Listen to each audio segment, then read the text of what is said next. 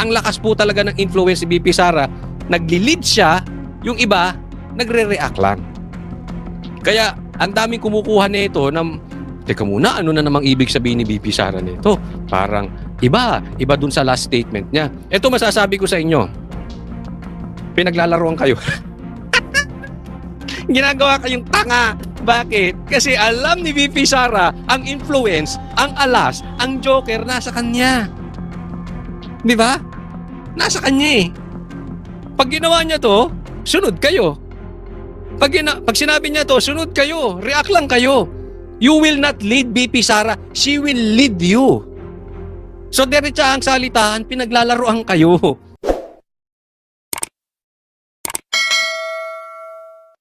Yung bagong statement, may bagong statement po si VP Sara. Oh, kinakatakutan ng marami na involved sa politika. O yan. Warning po yan. Warning. Okay, pero ito muna. Tingnan natin, gusto kong mapanood ninyo kung paano mangampanya si Dan Fernandez. Ayun po, bakit po kami narito?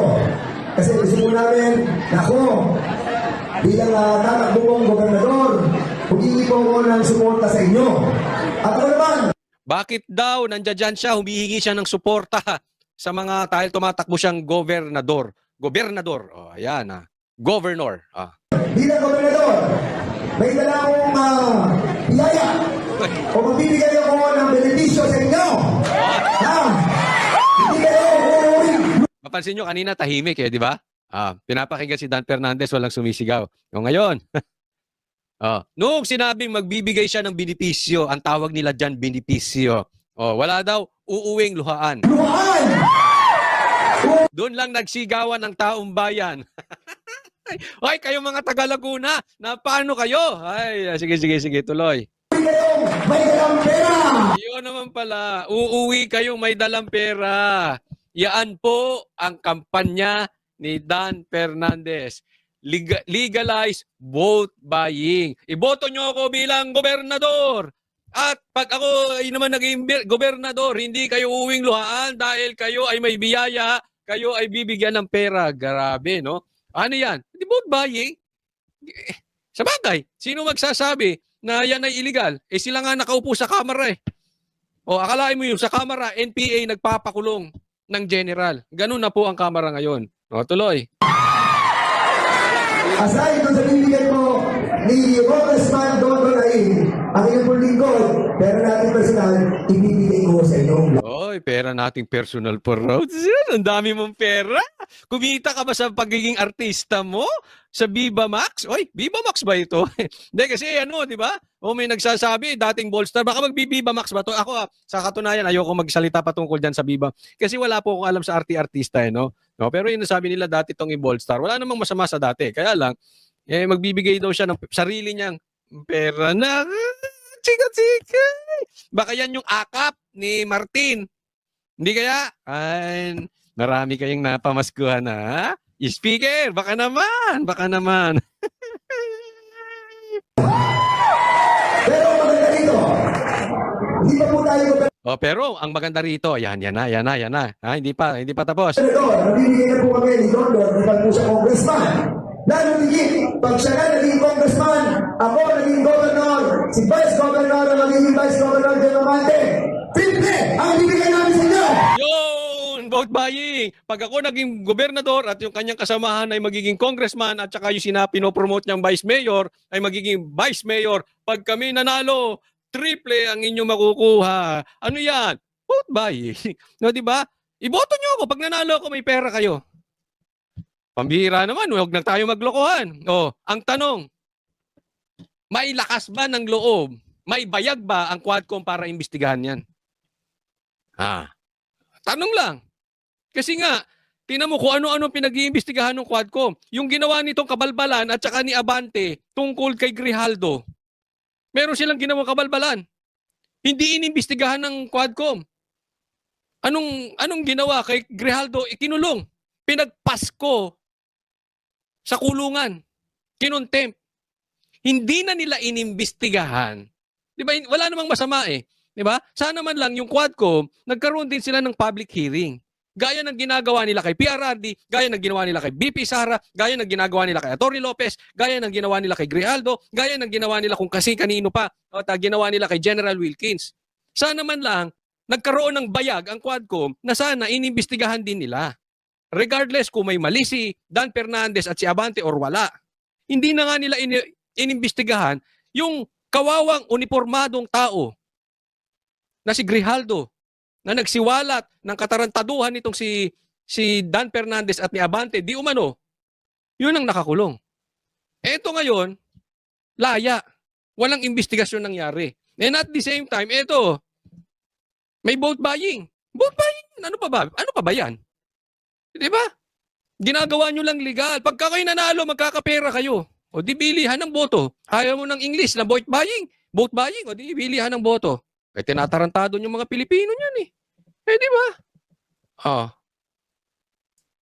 Ang tanong, may yagballs ba ang Quadcom para imbestigahan yan? O dahil kakampi nila, hayaan mo na kahit anong gawin yan, bumili ng boto yan, gamitin ng akap, etc., bahala siya. O kung kunin niya sa pag-aartista niya. Okay po ba yan? Ikawan yung mga to. Sige, kunin nyo lang yung pera, pero wag nyo iboto, ha? Huwag kayong tanga. Hoy. Di ba? Dikit kay ano yan, ha? Pansinin mo, ha? Yung style na ayuda ni Tamba, gaya na nito. Para magtsuhin na yung dalawa. Iingat po kayo. Kasi, ito sa mga manunood ko, payo lang. Pansinin ninyo, kung sino yung madalas ninyong kasama, nakakaparehas nyo na. Mag-iingat kayo sa mga kasamahan ninyo. Baka nagsasama kayo sa adik, maging adik kayo. Baka nagsasama kayo sa mga buhaya, maging buhaya kayo. Baka nagsasama kayo sa mga kokak, maging kokak na rin kayo. Mag-iingat lang, payong kaibigan. Ha? Kasi ito, nagsasama kay Tamba. Gagawin ang pagkapanalo saan? Sa pamimili ng boto. Bigay, ayuda. Mamimigay ng pera, inilalathala yung kanyang muka na kailangan siya ay manalo. Oh. So kung kayo ay may saya kay Tamba, sige, boto nyo to. Pero kung galit kayo kay Tamba, ba't nyo iboboto tong mama na ito? Di ba? Ugaling mag-ama na eh. Bilihan na ng boto. Wala na, asa na plataforma. Wala na. Pera na lang. Mag-iingat kayo ha. Dapat siguro maging wais kayo na 0 votes doon sa lahat ng nagiging gamit, tuta, aso ni Tamba. Kaugali niya na eh. Di ba? Parehas na parehas. Okay. Ulit. Maging Vice Governor Diamante, triple ang ibigay namin sa inyo. Oh, ang tanong dito, anong resulta? Oh, magbibigay siya ng pera, gusto ba siya ng taong bayan? Tingnan po natin. Tingnan natin ha. Saglit. Nang dahil diyan, wait lang ha. Nang dahil dyan, kung Dan Fernandez kulelat sa Laguna Gubernatorial Survey, sa pagka-gobernador. Kasi tumatakbo siya, hindi na congressman, pagka-gobernador. Naku, maawa kayo sa mga taga-Laguna, pag kayo binoto ninyo ito, pambira. But anyway, natuto sila. Kahit magkakaroon ng bigayan, kahit titriplihin pa yung pera, kunin lang nila yung pera. Pero hindi nila iboboto. Okay, kung Dan Fernandez, ito'y bali-balita lang, nagtatanong lang. Ikaw daw babalik ng pag-artista. Magbo-ballstar ka daw ulit at parang tinatarget mo raw yung Viva Max. Ano ba yung Viva Max? Hindi, totoo. This is honest ha. Hindi ko alam ano ba yung Viva Max na yan.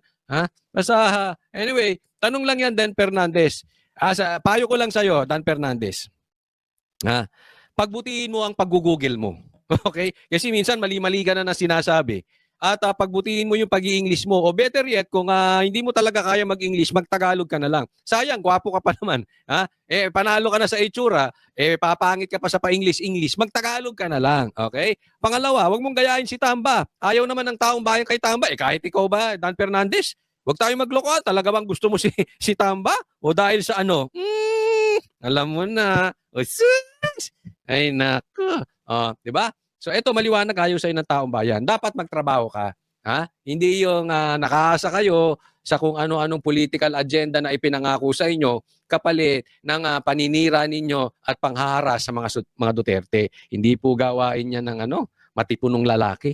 Dahil ang matipunong lalaki naghahanap buhay ng tapat.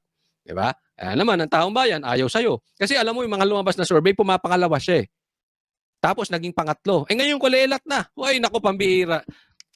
Good luck, good luck. Di ba, at least ikaw ay may career. Pwede ka pa maging artista. O eto, tingnan pa natin to. O eto, tingnan nyo. Gumawa na lang kayo ng pelikula, Joel Chua. No, ito pa, isang tropa. Isang aso ni Tamba na tropa ni Dan Fernandez. Wala rin. Malabo rin maging congressman. Oy. Pangalawa siya. Kasi yung pangatlo undecided. Joel Chua, ano nangyayari sa mga ano mangyayari dito? Naku, kawawa ka, Katamba. Sayang ang mga na-invest mo sa mga aso mo, pinakain mo, pinatawa mo. Ay, hindi pala aso. Sayang yung mga pinakain mo nga karne sa mga buhaya mo. Uy, Tamba. Tapos mawawala lang congressman. Naalala ko, may nilabas akong video si Joel Chua. Mamimigay ng ayuda ang sinisigaw ng taong bayan, Yorme Isko. Patay ka dyan sa Maynila. Yan ang balita. Magbabalik artista si Dan Fernandez. Sumama ka, gawa kayo ng pelikula. Gawa kayo. Bagay kayo doon. Ay, habol nyo sa Manila Film Fest. Baka sakali.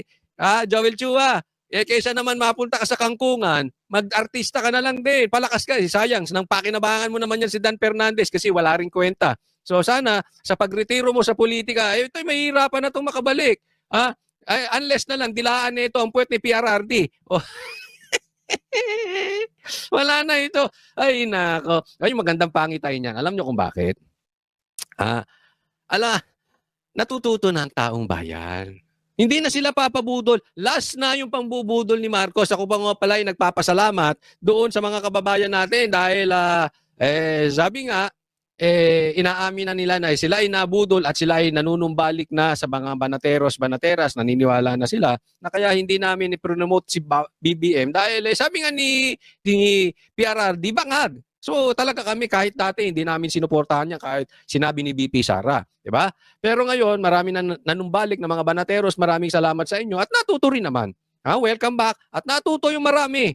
Kita nyo si Joel Chua, yung mga buhaya ni Tamba, wala na. This is a very, very good sign.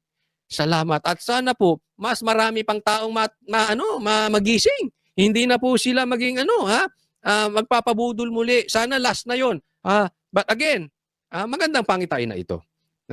Talagang natuto sila sa pambubudol ng Marcos. So Joel Chua, congratulations. Ipon-ipon ka ng marami and I suggest yung mga naipon mong pera, wag mo nang ubusin sa election dahil hindi ka naman nanalo. Itago mo na yan. Make sure na kung ano man yung naliko mong pera dyan sa iyong pagiging politiko, ay umabot hanggang sa 3rd generation, 4th generation mo nang hindi na magtatrabaho yung iyong mag-anak at umasa na lang doon sa mga nalikom na pera.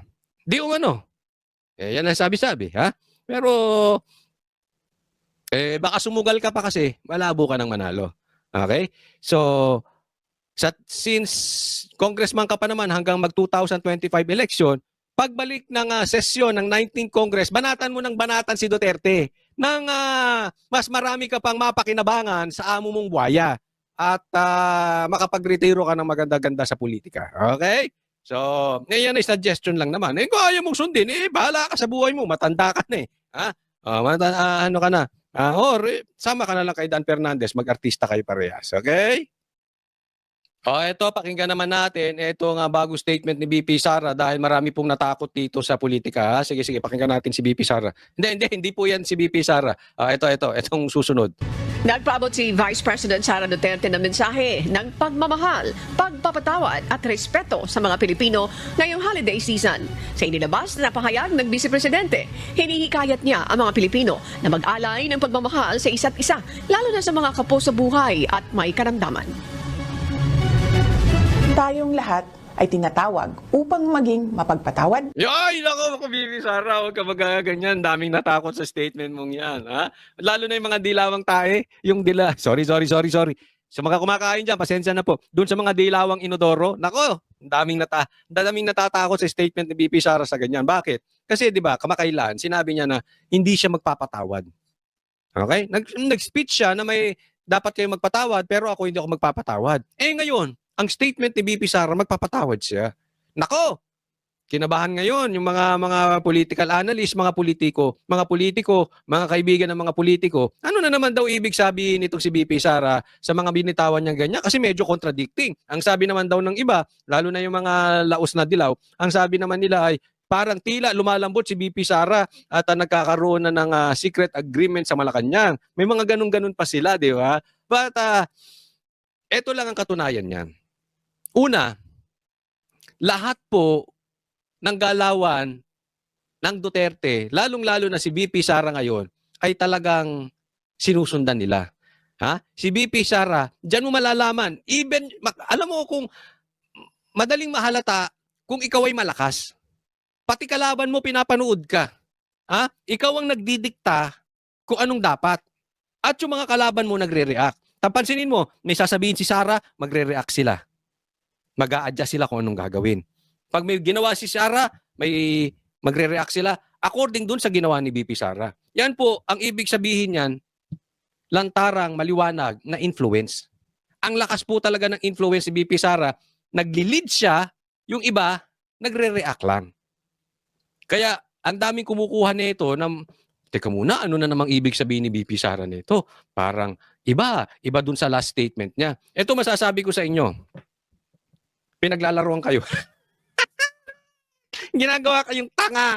Bakit? Kasi alam ni BP Sara, ang influence, ang alas, ang joker, nasa kanya. Di ba? Nasa kanya eh. Pag ginawa niya to, sunod kayo. Pag sinabi niya to, sunod kayo. React lang kayo. You will not lead BP Sara. She will lead you. So, diretsa ang salitaan, pinaglalaroan kayo. Okay? Bahala na kayo dyan kung anong iisipin ninyo. Basta si BP Sara nakahanda at higit sa lahat, mahal mo, mahal ko, mahal nating lahat, mahal ng bansang Pilipinas.